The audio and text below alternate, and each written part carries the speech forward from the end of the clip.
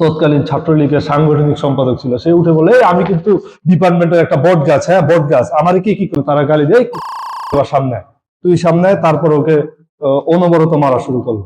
কোন ইনস্ট্যান্ট তার হাতটা ভেঙে যায়। হাতটা ভেঙে যাওয়ার পরে সে এই হাতের ব্যথা নিয়ে অনেক জোরে কাতরাচ্ছিল আমার সামনে। আসসালামু আলাইকুম, শুভেচ্ছা জানাচ্ছি সবাইকে। আমি মোহাম্মদ আলী হুসাইন, আপনাদের সঙ্গে আছি সুচ্চারের বিশেষ আয়োজনে। আজ আমরা কথা বলবো এমন একটি বিষয় নিয়ে যা অনেক সময় নীরবে ঘটে, কিন্তু এর প্রভাব শিক্ষার্থীদের জীবনে রয়ে যায় বহুকাল।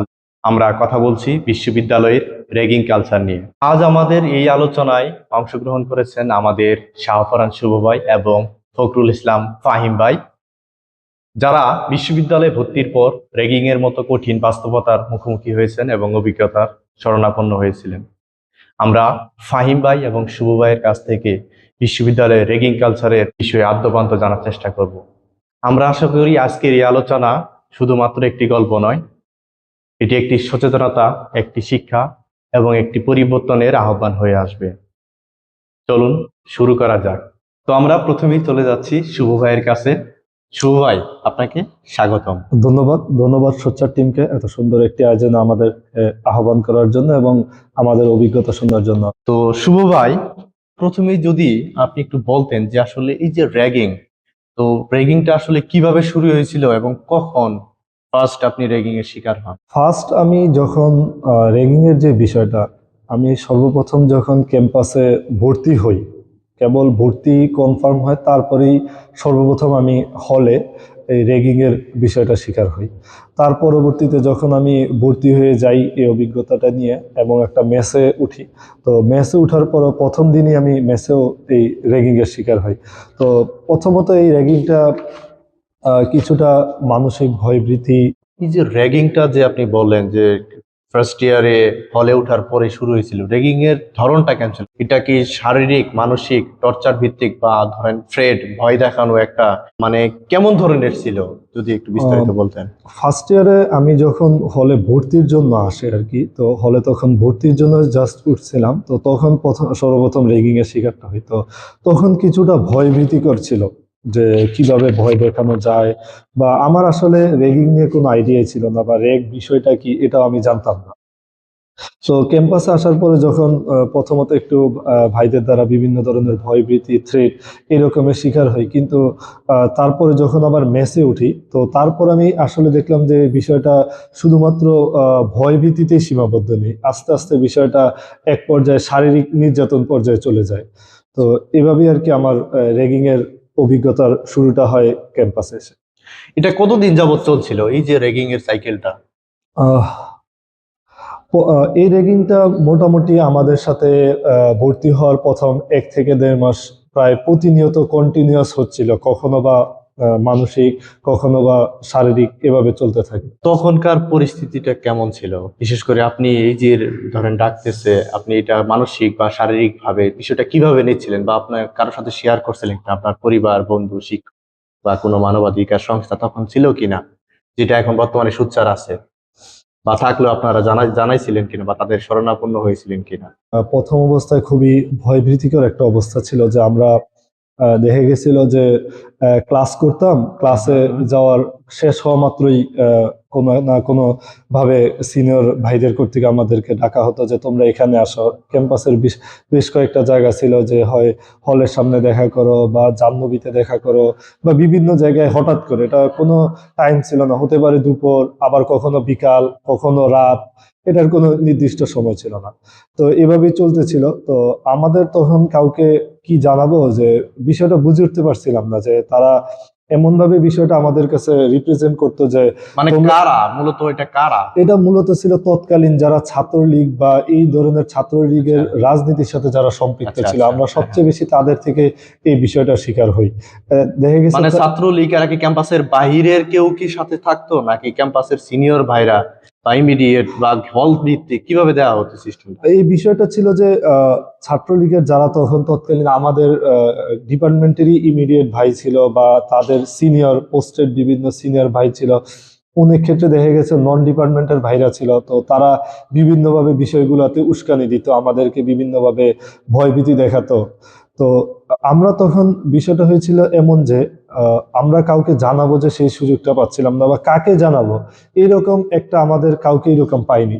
কারণ তারা আমাদেরকে যখন এই র্যাগিংটা চলতো বা যখন আমাদের এই ভয়ভীতি দেখাতো, তো একটা পর্যায়ে এভাবে আমাদেরকে ব্রেন ওয়াশ করা হতো যে তোমরা যদি এই বিষয়টা কাউকে জানাও, যদি কোনো ভাইকে জানাও বা যদি কোনো স্যারকে জানাও, তাহলে এখন তো তোমাদের সাথে কি বা হচ্ছে, দেখবে যে এর পরবর্তীতে এর কনসিকোয়েন্স আরো অনেক খারাপ হবে, তখন তোমরা ওইটা নিতেই পারবে না। তো আমরা তখন কেবল ফার্স্ট ইয়ারে এসেছি, কেবলমাত্র একটা বাসার গণ্ডি থেকে পেরিয়ে এত বড় একটা আনকমন নোন জায়গায়, যেখানে আমাদের পরিচিত কেউ নেই, আত্মীয় স্বজন কেউ নেই, কাউকে চিনি না, এইরকম একটা জায়গায় আমরা আসলে এই বিষয়টা, ট্রমাটা কোনোভাবেই কারোর সাথে শেয়ারও করতে পারছিলাম না, বা নিজেদের মধ্যে ওইভাবে রাখতে পারছিলাম না। আচ্ছা, মানে ফার্স্ট এসে বললো যে তোমাদের ফর্মাল একটা পরিচয় দাও, তা আমাদেরকে দাঁড়িয়ে একটা ফর্মাল পরিচয় দিতে হতো, যে আসসালামু আলাইকুম ভাই, আমার নাম মোহাম্মদ ফখরুল ইসলাম ফাহিম, আমি বিএমবি ডিপার্টমেন্টে পড়তেছি, এরকম একটা একটা পরিচয় দিতে হয়। মানে এটা কেন দেওয়া হয়, এটা কি কি কি বিষয়টা কি এটা? এটা বিষয়টা হচ্ছে ফার্স্টে তারা এটা এসে বলবে যে তোমাদের সাথে পরিচিত হওয়ার জন্য, যে তোমাদের সাথে সবার সাথে পরিচিত হই, তোমরা কোন কোন জেলা থেকে। এই জিনিসটা ভালো, আমার কাছে মনে হয় যে একটা ক্যাম্পাসে আসলে সবার সাথে একটা পরিচয় হওয়া, কানেক্টিভিটি, এই জিনিসটা ভালো। এটা আমি খারাপ চোখে দেখি না, আমার খুবই তাহলে খারাপ পছন্দ করি। চোখে দেখেন না, খারাপ হলো কিভাবে? মানে খারাপ হলোটা, চোখে হ্যাঁ, কখন এটা গেল? এটা এটা তুমি খুবই সুন্দর একটা কোশ্চেন করেছো, যে জিনিসটা আসলে খারাপ হলো কিরকম ভাবে। আসলে একটা ব্যাচের সবাই তো খারাপ হয় না, আর সবাই কিন্তু তোমার মানে র্যাগিং যে মানে যেটা সেটা পজিটিভ চোখে দেখেন। এখন বিষয়টা হচ্ছে যে ধরেন আপনি বললেন যে আপনাদের ভয়ভীতি দেখাইতো, ডাকতো, তাই না? তারপর হচ্ছে রুমে যাইতো, আপনাদের পরিচিত হয়তো, সবকিছু বুঝলাম। বিষয়টা হচ্ছে যে মার তো আসলে কিভাবে, মানে বা আপনাদের কি কি গায়ে হাত তুলছিল কিনা, আমি একটু স্পেসিফিকলি জানতে চাচ্ছি। যদি তুলে থাকে সেটা কিভাবে, কোন উপায়ে, এবং কেন এত অ্যাগ্রেসিভ হলো? প্রথম থেকে আমাদেরকে রাজনীতিতে যোগ দেওয়ার জন্য একটা প্রেশার ক্রিয়েট করে, কিন্তু আমাদের ব্যাচ থেকে আসলে কেউ যাচ্ছিল না। তো ওই ক্ষেত্রে ওরা তখন একটা টার্গেট করে, একজন দুজন করে এনে এনে তাদেরকে এই টর্চারটা করবে। কিন্তু তখন তো আমরা আসলে এত কিছু জানি না, তখন তো আমরা বুঝি না যে আসলে আমাদের মানে জীবনে এত কিছু হবে আর কি। তো যাই হোক, তো তখন তারা আমাদেরকে, আমাকে আর শুভকে, আমাদের ব্যাচের সিআর, হ্যাঁ, ক্লাস রিপ্রেজেন্টেটিভ, যে ও আমাকে আমাকে ফোন দিল যে মানে ফাহিম তুই কোথায় আছোস। তো সিনিয়র ভাইরা তো আমাদেরকে মানে তোদের দুইজনকে ডাকছে, যে তোকে আর শুভকে ডাকছে, তোদেরকে এখনই দেখা করা লাগবে। তো আমি বললাম যে আমি তো মাত্র বাসা থেকে আসলাম, আর আমরা তো তখন শহরে ছিলাম, আমরা তো তখন হলে থাকতাম ক্যাম্পাসে। তো আমাদেরকে ডাকলো যে মানে আমরা তো বললাম এখন তো রাত 10টা বাজে, পরে বলছে যে কোনো কিছু শোনা হবে না, তোরা রাত 10টা বাজুক আর 11টা বাজুক তোরা আসবি। এটা কে বললো, এই কথাটা কে বললো? না, এটা আমাদেরকে বলছে হচ্ছে সিআর এর মাধ্যমে আমাদেরকে জানাইছে, যারা আমাদেরকে ডাকছে আর কি, আচ্ছা, আমাদের আচ্ছা। সিনিয়র যে বড় ভাইরা। বা আপনি কি ভয় পাচ্ছেন? না, মানে ভয় তারা বলতে মূলত কারা, কি আর করলে আর না, তারা বলতে হচ্ছে এটা তখন মানে ছাত্রলীগের সাথে যারা ও, মানে আচ্ছা, যুক্ত আচ্ছা, ছিল, যারা ছাত্রলীগ ছিল। হ্যাঁ, শুভ ভাই, আমরা তো ফাইবার কাছে মোটামুটি জানলাম, একটু পরের অংশটুকু আপনার কাছে একটু জানতে চাই। বিষয়টা হচ্ছে যে এই যে আপনাদের যে মেসেজের পরে মেসেজ, মোবাইল ফোন নিল, অফটপ করলো, মেসেজ দেখলো, তারপরে ঘটনাটা কি? ফাহিম যেটা বললো যে ইতিমধ্যে যে তারা মোটামুটি ডিটারমাইন্ড ছিল যে আমাদেরকে মারবে, কারণ তারা ওষুধ নিয়ে গিয়েছিল, কেউ কিছু বড় ভাই স্টেম নিয়ে গিয়েছিল। তো যখন তারা ওইখানে যায়, এখন আমাদের তো তারা প্রথমত ভুল বের করবে। তো তারা ভুল বের করার জন্য কি করলো, যেমনটা বললো যে তারা আমাদের ফোনগুলো নিয়ে গেল, আমাদের ফোনের বিভিন্ন ধরনের মেসেজ দেখা শুরু করলো, তারপর আমাদের গ্রুপের মেসেজ পড়া শুরু করলো, আমাদের মেয়েদের বিভিন্ন ছবি দেখে তাদের খুবই কুরুচিপূর্ণভাবে কথাবার্তা বলা শুরু করলো। তারপরে হঠাৎ করে একটা বড় ভাই, যে তৎকালীন ছাত্রলীগের সাংগঠনিক সম্পাদক ছিল, সে উঠে বলে, আমি কিন্তু ডিপার্টমেন্টের একটা বট গাছ, হ্যাঁ বট গাছ, আমারে কি করবি, এইরকম তারা শুরু করলো যে আমি ডিপার্টমেন্টের বট গাছ, তোরা আমাকে কি করবি, এই তো ওদেরকে ধর, এই শুরু করে এই মানে কোনো ভুল যখন পেল না, তারা কি করবে, একরকম একদম মানসিক বিকারগ্রস্ত হয়ে আমাদের উপর ঝাঁপিয়ে পড়লো। তারা প্রথমত আমাদেরকে বিভিন্ন ভাবে হাত দিয়ে মারা শুরু করলো, থাপ্পড় দেওয়া শুরু করলো, ঘুষি দেওয়া শুরু করলো, তারপরে একের পর তার পরবর্তীতে তারা স্টেম নিয়ে আসলো।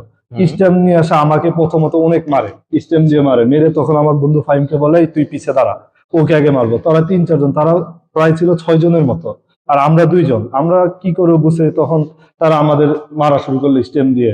তারপরে আমাকে মারার পরে তারপরে বলতেছে, এই আচ্ছা ও ও এবার হয়েছে, ও বাদ, এবার হলো এই ফাইম, ওকে রেখে এই তুই, মানে তারা গালি দেয়, তোর বাচ্চা তুই এবার সামনে আয়, তুই সামনে আয়। তারপর ওকে অনবরত মারা শুরু করলো। কোনো কথা নেই বার্তা নেই, তারা এইভাবে যখন মারা শুরু করলো এক পর্যায়ে দেখা গেছে যে আমার বন্ধুর তখন ইনস্ট্যান্ট তার হাতটা ভেঙে যায়। হাতটা ভেঙে যাওয়ার পরে সে এই হাতের ব্যথা নিয়ে অনেক জোরে কাতরাচ্ছিল আমার কোন হাত সামনে। ভাঙছিল ফাহিম ভাই? তার এই কোন জায়গায় ভাঙছিল? আচ্ছা আচ্ছা, তার তারপর? ডান হাতটা ভেঙে ফেলে আমার সামনে, ভেঙে তারপরে ওকে বলতে শুরু করলো, আরে যে এই কুত্তার বাচ্চা তো হলো ই করতেছে, নাটক করতেছে, এই নাটক করতেছিস, আরো অসভ্য গালি, যে তুই নাটক করতেছিস কেন, এগুলো আমরা বুঝি না, তোদের মতো কতজনকে পিটাইছি, হ্যাঁ আমাদের কি হবে, এই ওরে উঠা। উঠে তারপরে আরো মারলো। তারপরে যখন দেখলো যে না, ও কোনোভাবেই আর থামতেছে না, মানে ওর কান্না, ওর আওয়াজ, ও হাত ধরে আছে, তখন তারা একটা পর্যায়ে বললো কি যে আচ্ছা ওরে ওরে সরা, ওরে বাদ দে। তারপরে আবার আমাকে মারলো। এভাবে আমাদেরকে প্রায় রাত 12:30 11:30 12:30 থেকে মোটামুটি রাত 4টা পর্যন্ত পালাক্রমে একের পর এক, একবার আমাকে নিচ্ছে, তারপরে ফাহিমকে কতক্ষণ মারছে। তারপরে ফাহিমের যখন বুঝলো যে মোটামুটি যে না, ওর মনে হয় ও সিরিয়াস কিছু ব্যথা পেয়ে গেছে, তখন ওকে রেখে আমাকেই একের পর এক তারা ভাইরা পালাক্রমে আসে মারলো একটু। মানে ওরা কতটা তখন হিংস্র হয়ে এই যে গেছে। হাতটা ভাঙার পরে কি তারা কি ফাহিম ভাইকে নিয়ে অ্যাম্বুলেন্সে বা হসপিটালে নিয়ে গেছিল কিনা? না না, তখন তারা তো ওইটা তারা মেনেই নিচ্ছিল না যে ওর হাত ভাঙতে পারে বা ওর হাতে কিছু হয়েছে। আচ্ছা, আচ্ছা। ওদের তো কথাই শুধু গালি, আর যেই ওর নাটক করতেছে, ও একটা, ওর নাটক আমি বুঝি না, এই করে উঠা, ওই করতেছে সেই করতেছে, ও নাটক করতেছে।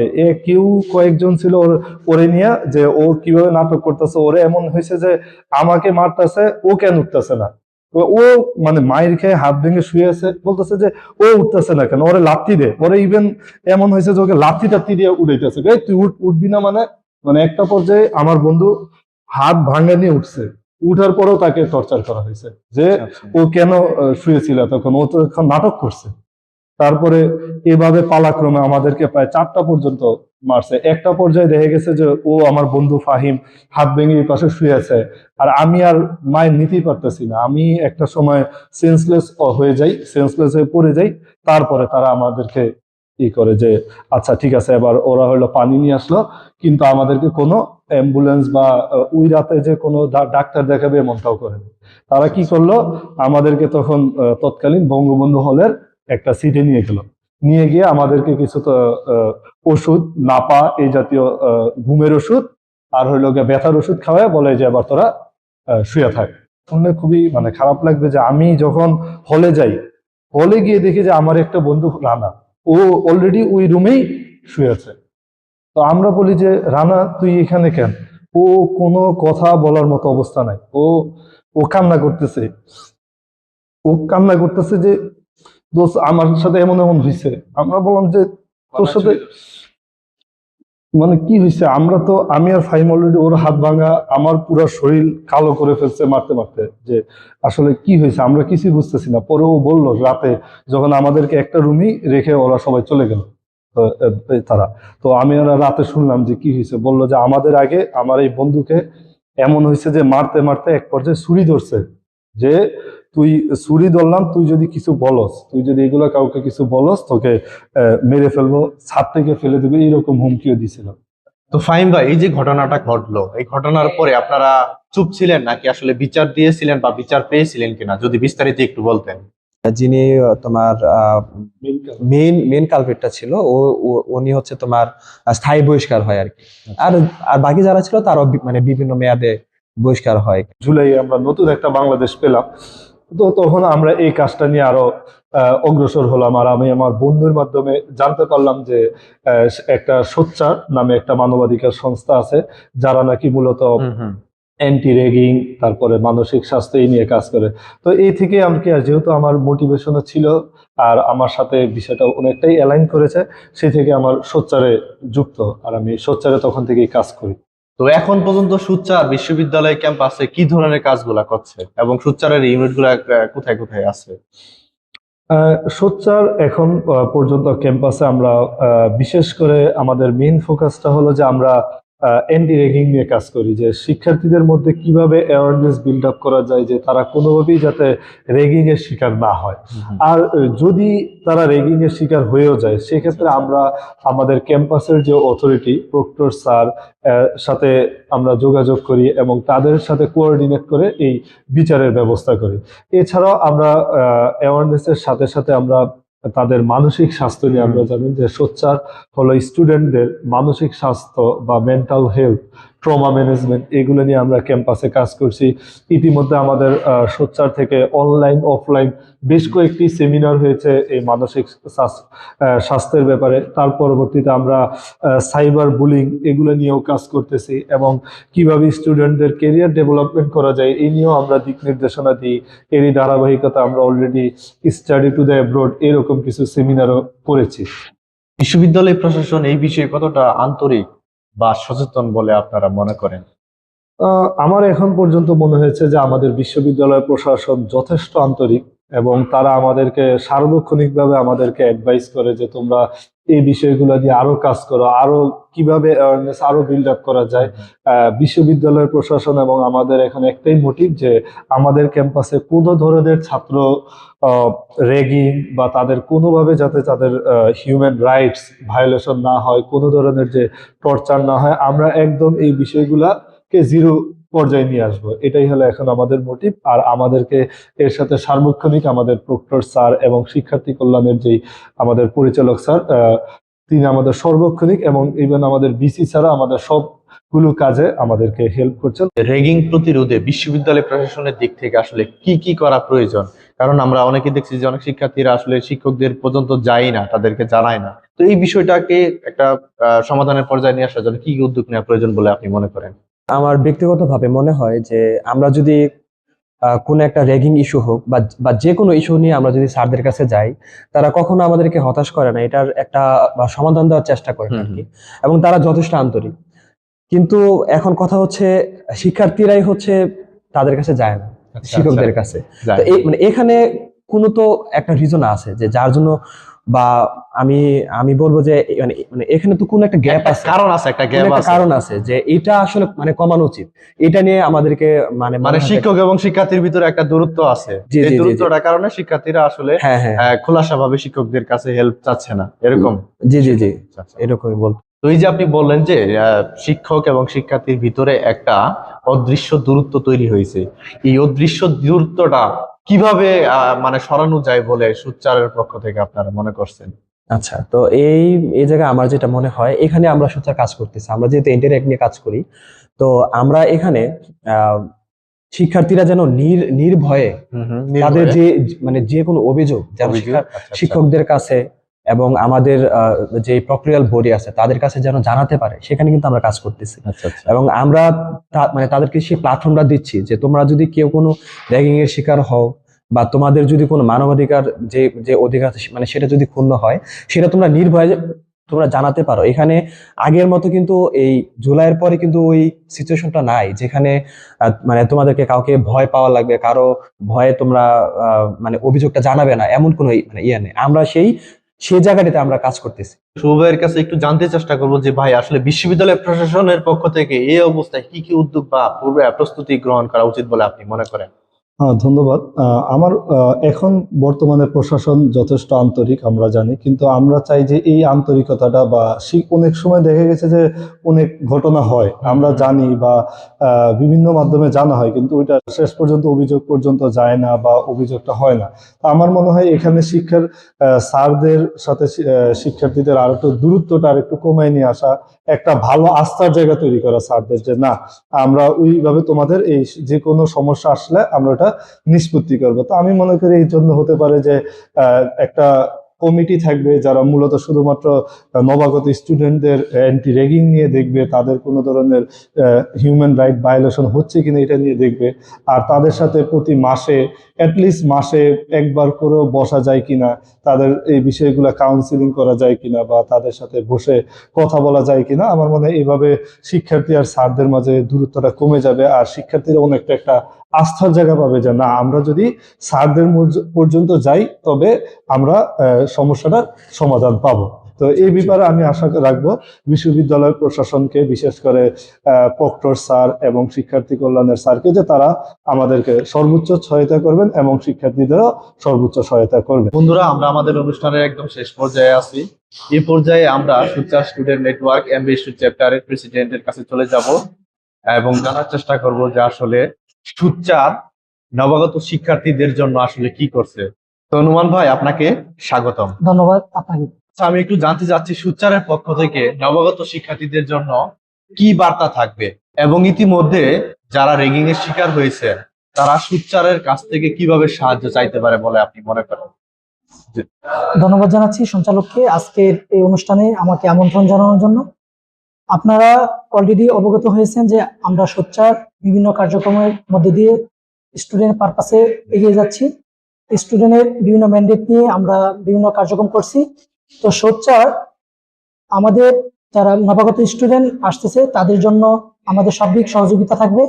আমাদের সোচ্চারের পেজে যারা বিভিন্ন প্রকার র্যাগিং অথবা হিউম্যান রাইটস ভায়োলেশন হচ্ছে, তারা আমাদের পেজ অথবা ডেস্ক অথবা হেল্পলাইন নাম্বার আছে, সেখানে অভিযোগ করতে পারবে।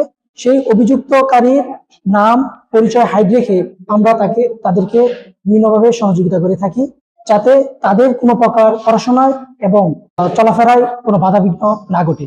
সোচ্চারের পেজে যে কোনো প্রকার অভিযোগ আসলে আমরা প্রশাসনের সাথে সার্বিকভাবে সমন্বয় করে তাদেরকে সহযোগিতা করার চেষ্টা করি। সোচ্চার সবসময় অন্যায়, জুলুম, অনিয়ম এবং দুর্নীতির বিরুদ্ধে সর্বদা জাগ্রত থাকবে। সবাইকে সোচ্চারের পাশে থাকার জন্য আন্তরিক অভিনন্দন জানাচ্ছি। ধন্যবাদ সকল। তো বন্ধুরা, পরিশেষে বলতে চাই, র্যাগিং কোনো মজা নয়, এটি রীতিমতো একটি অপরাধ এবং একই সাথে একটি মানসিক সহিংসতা।